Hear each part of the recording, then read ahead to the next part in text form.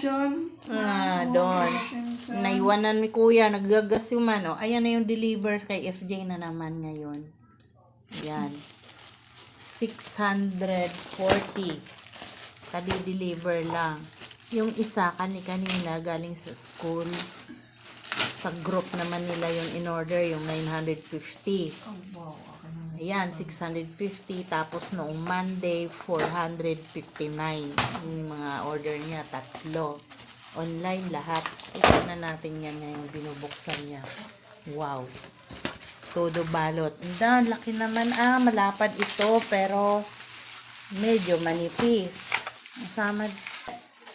Excited na tayo sa kulay. Yung ng libro, nagsulat. Tuloy na. Picture na natin.